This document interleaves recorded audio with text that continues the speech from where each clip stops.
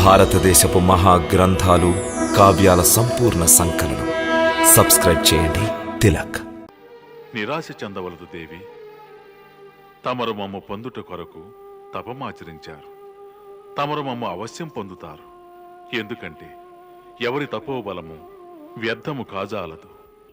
అవును దేవి, కాని తమరు ఇందులకు బహుదీర్ఘకాలము నిరీక్షించవలసి ఉంటుంది.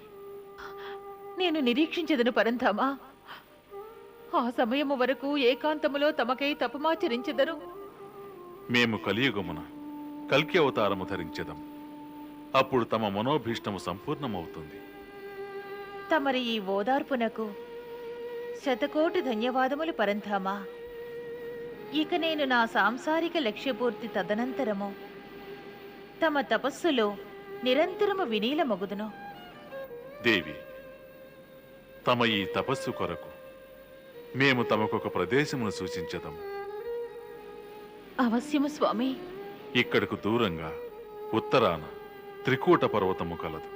ఆ పర్వతాన మహాకాళి, మహాలక్ష్మి, మహాసరస్వతి ఈ ముగ్గురు మహాశక్తులు నివసిస్తున్నారు. ఎప్పుడైతే ఈ ముగ్గురు మహాశక్తులను తమలో స్థాపింపజేయగలరు, అప్పుడు మేము కల్కి అవతారము ధరించెదం. తమరి ఆజ్ఞ శిరోధార్యము. పరంధామా, తమరు నన్నెందులకై త్రికూట పర్వతమునకు పంపించుచున్నారు? దేవి, ఈ అసుర శక్తులు అక్కడి మునులకు, ఋషులకు, గృహస్థులకు అనేక ఆటంకములు కలిగించుతున్నవి. ఈ శక్తుల యొక్క అరాచకాల వల్ల నిరంతరం జనులు పాహిమాం పాహిమామని ఘోషిస్తున్నారు. వారి ఆర్తనాదములను అవశ్యము ఆలకించెదను. ధర్మమును అధర్మము యొక్క సంఖ్యల నుండి విముక్తి గావించెదను. తమ ఉద్దేశ్యమును సంపూర్ణము గావించెదను. అసుర సంహారం అనేది ఈ ప్రయత్నమును సంపూర్ణము గావించుట కొరకు సూర్యదేవులు ప్రసాదించిన ఈ దివ్య కమండలము తమకు సహకరిస్తుంది.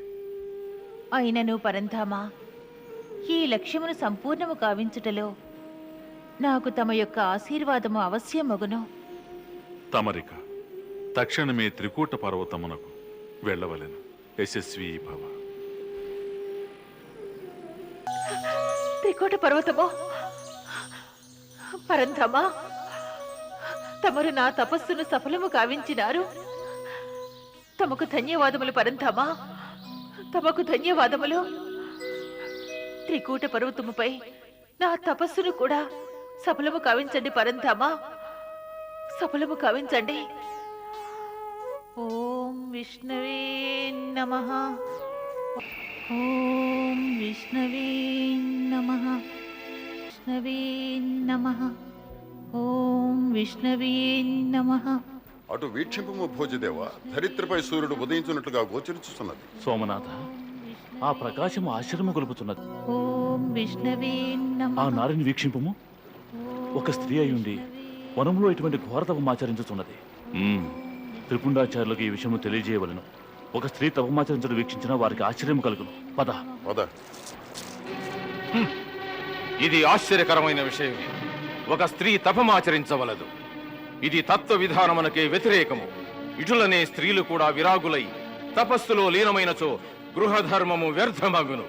కానీ గురుదేవా, ఆ నారి తపం వలన తేజస్సు ఉత్పన్నమగుతున్నది. దాని వలన ఆమె కుటీరమే ప్రకాశించుతున్నది.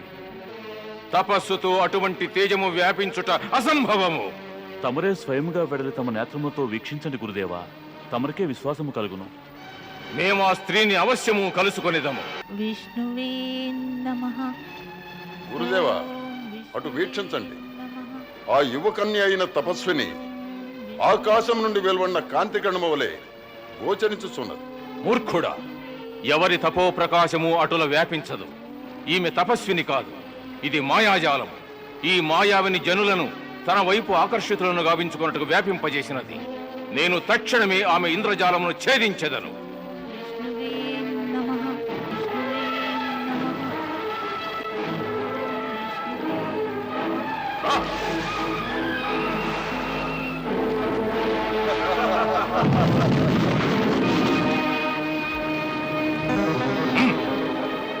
చాలించుము నీ నాటకమును. నీ నేత్రములను తెరువుము. నన్ను ఆహ్వానించుటకు లేచి నిలువుము. నేను త్రిపుండాచారిని, మహాతాపసుడను, మహాయోగిని. నీవు తపోయజ్ఞమనే ఆడంబరము చేయుచున్నావు. ఒక్క విషయమును మాత్రము బాగుగా ఆలకించము. సమస్త స్త్రీ జాతికి తపమాచరించు అధికారము లేదు. నీవు అధర్మము చేయుచున్నావు. హే అహంకారి మానవ, యజ్ఞము, జపము, తపములపై అధికారము ఎల్లరికూ కలదు.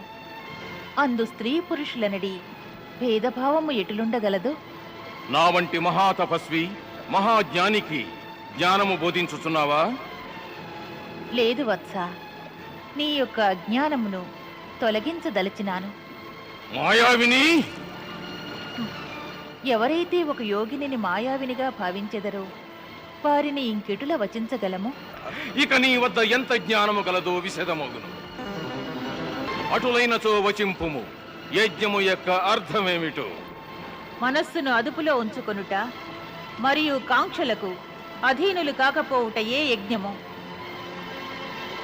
పరంధాముల భక్తిలో లీనమగుట, పరంధాముల భక్తికి తమను తాము అర్పించుకొనుటయే యజ్ఞము. హే అజ్ఞాని, ఇప్పుడు నీకున్న సందేహము ఒక నారి ఎటుల తపమాచరించగలదు అనియే కదా? వివరించదను వినుము. భగవాన్ విష్ణువు, మహాదేవులు శివశంకరులు, అన్యదేవతలందరూ తమ తమ తేజస్సును సంగమింపచేసి మహిషాసుర మర్దిని దేవి దుర్గను ప్రత్యక్షము కావించినారు. దుర్గాదేవి ఉద్భవించినది కూడా ఒక యజ్ఞము నుండియే. యజ్ఞము నుండి నారి ఉద్భవించగలిగినది. నారి యజ్ఞమును ఎందులకు ఆచరించరాదు? చాలించుము. నీ జ్ఞానబోధను చాలించుము. నీవు నా వంటి మహాయోగిని అవమానించు దుస్సాహసము చేయుచుంటివా? నేను నా యోగ విద్యతో నిన్ను నాశనమనరించగలను. నా క్రోధము నుండి తప్పించుకునదలచినచో నన్ను శరణు వేడుము. నన్ను శరణు వేడుటలోనే నీ మేలు కలదు. నీవు నీ యోగ విద్యను దురుపయోగపరచదలచితివా? నీ యొక్క ఈ అపరాధమునకు నేను అవశ్యము దండన విధించెదను. నేటి నుండి అనగా తక్షణమే నేను నీ సమస్త ఆర్జిత విద్యలను వశపరుచుకొనెదను. ఇక నీ వెన్నటికి వాటిని దురుపయోగపరచలేవు.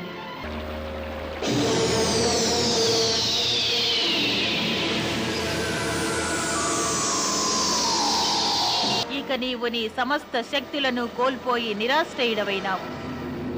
ఇప్పుడు నీ వద్ద యోగ విద్య కూడా మిగిలి ఉండలేదు.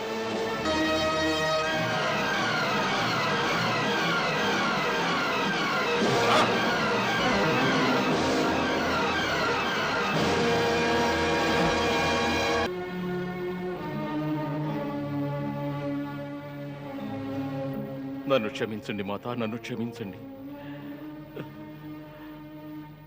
తమరు సాధారణ నారి కాదు. తమరు అవశ్యము లక్ష్మీ, దుర్గా, సరస్వతుల అవతారమే. అహంకారమునకు అధీనుడనై నేను తమ సత్య స్వరూపమును గుర్తించలేకపోతిని మాత.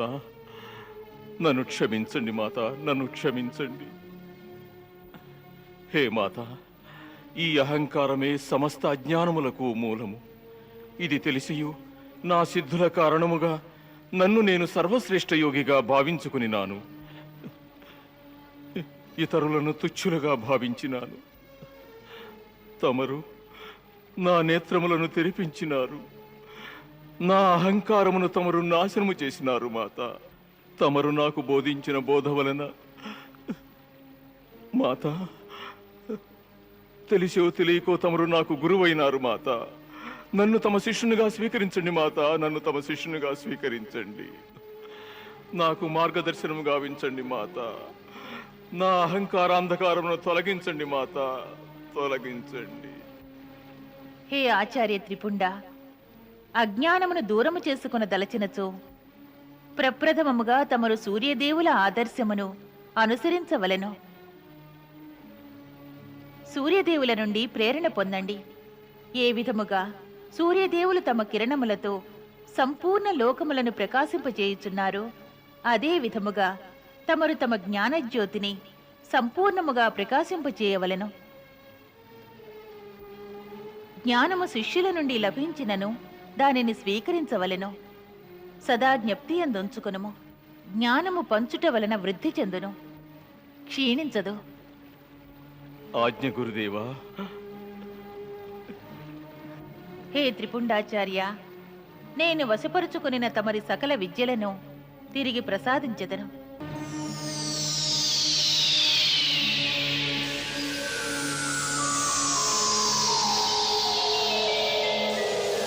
ఈనాటి నుంచి ఈ త్రిపుండు లోకసేవన గావించును.